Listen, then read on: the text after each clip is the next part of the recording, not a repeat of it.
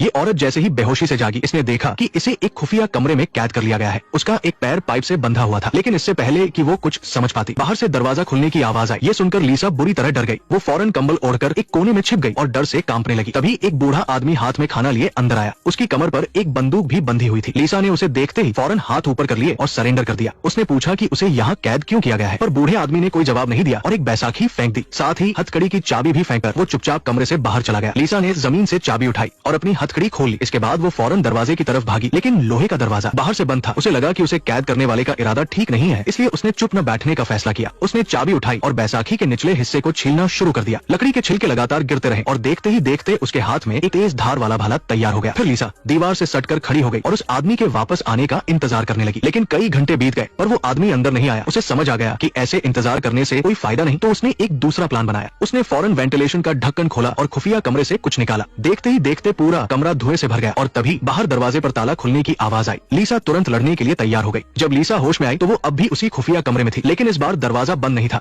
लीसा ये देखकर फौरन बाहर निकल गई। उसे ये देखकर बहुत हैरानी हुई कि यहाँ बहुत सारा पानी और खाना जमा किया हुआ था। पर तभी लीसा ने देखा कि कोने में एक और आदमी था, लेकिन इससे पहले कि वो कुछ समझ पाती, वो बूढ़ा आदमी उसके पास आ गया। लीसा के सवालों के जवाब में उसने सारी सच्चाई बता दी। उसने बताया कि धरती पर एलियंस ने हमला कर दिया है और हवा अब इंसानों के रहने लायक नहीं रही, इसलिए उसने छिपने के लिए ये बंकर बनाया है। ये आदमी उसे बाहर मिला था और लीसा का एक्सीडेंट हो गया था, जिसकी वजह से वो बेहोश हो गई थी। जब उसने लीसा को देखा तो वो उसे भी अपने साथ यहाँ ले आया। इतना कहकर वो लीसा और उस आदमी को बाहर ले गया ताकि उन्हें बंकर का लिविंग रूम दिखा सके। यहाँ सुविधाएं और भी बेहतर थी। वहाँ न केवल कई तरह की फिल्में और किताबें थी, बल्कि घर का सारा जरूरी सामान भी मौजूद था। साफ था कि बूढ़े आदमी ने दुनिया के खत्म होने की पूरी तैयारी कर रखी थी, लेकिन लीसा को अब भी उसकी बातों पर आधा अधूरा यकीन था। बूढ़े आदमी ने उसका शक भांप लिया और उसे बंकर के गेट पर ले गया, जो बंद था। लोहे के 2 दरवाजों ने उन्हें बाहर की दुनिया से पूरी तरह अलग कर दिया था। बूढ़े आदमी ने पहला दरवाजा खोला और लीसा को बाहर जाने दिया। खिड़की से बाहर देखने पर उसे सब कुछ शांत दिखा और बहुत सारे मरे हुए जानवर दिखे। ये देखकर लीसा बहुत डर गई। क्या सच में दुनिया खत्म हो गई है? और तभी उसकी नजर बूढ़े आदमी की कार पर पड़ी और इस कार को वो अच्छी तरह पहचानती थी। ये वही पिकअप ट्रक था जिससे उसका एक्सीडेंट हुआ था। लीसा, जिसे पहले से ही शक था, अब उसे बूढ़े आदमी पर बिल्कुल भरोसा नहीं रहा, लेकिन अपनी हालत को देखते हुए उसने जल्दबाजी में कोई कदम नहीं उठाया। खाना खाते समय लीसा ने अचानक बूढ़े आदमी के पास लटकी चाबी देखी, पर उस चाबी को हासिल कैसे किया जाए ये एक मुश्किल काम था। तभी दाढ़ी वाला आदमी बूढ़े की तारीफ करने लगा। वो उसके बनाए खाने की तारीफों के पुल बांध रहा था। लीसा ने ये देखा तो वो भी बस कहने के लिए हाँ में हाँ मिलाने लगी, लेकिन ये देखकर बूढ़ा आदमी नाराज हो गया। लीसा बहुत तेज थी, वो फौरन समझ गई कि बूढ़े को जलन हो रही है, इसलिए उसने जानबूझकर दाढ़ी वाले आदमी से और ज्यादा बातें करना शुरू कर दिया। यहाँ तक कि उसने उस आदमी का हाथ भी छू लिया। ये देखकर तो बूढ़ा आदमी गुस्से से आगा बुला हो गया। उसने लीसा को सीधे दीवार की तरफ धकेल दिया और कहा कि उसके बंकर में प्यार मोहब्बत की कोई जगह नहीं है। लीसा ने देखा कि बूढ़ा आदमी अपना आपा खो रहा है, तो उसने फौरन माफी मांग ली और कहा कि ऐसा दोबारा नहीं होगा। ये सुनने के बाद बूढ़े ने लीसा को छोड़ दिया, लेकिन उसे पता नहीं था कि जब वो गुस्सा कर रहा था तब लीसा ने मौके का फायदा उठाकर चाबी निकाल ली थी। पर तभी ऊपर से अचानक इंजन की गर्जने की आवाज आई। लीसा ने मौका देखते ही बूढ़े आदमी को एक लात मारकर जमीन पर गिरा दिया और फौरन बंकर के गेट की तरफ भागने लगी। जब वो ताला खोल रही थी तब तक बूढ़ा आदमी उसके पीछे आ चुका था। लीसा ने आखिरी पल में पहला दरवाजा खोल लिया, लेकिन जैसे ही वो दूसरा दरवाजा खोलने वाली थी उसे अचानक बाहर एक छोटी कार दिखाई दी। इसका मतलब था कि दुनिया खत्म नहीं हुई है, बाहर अभी भी इंसान जिंदा थे। ये सोचकर उसने और तेजी से ताला खोलना शुरू कर दिया। तभी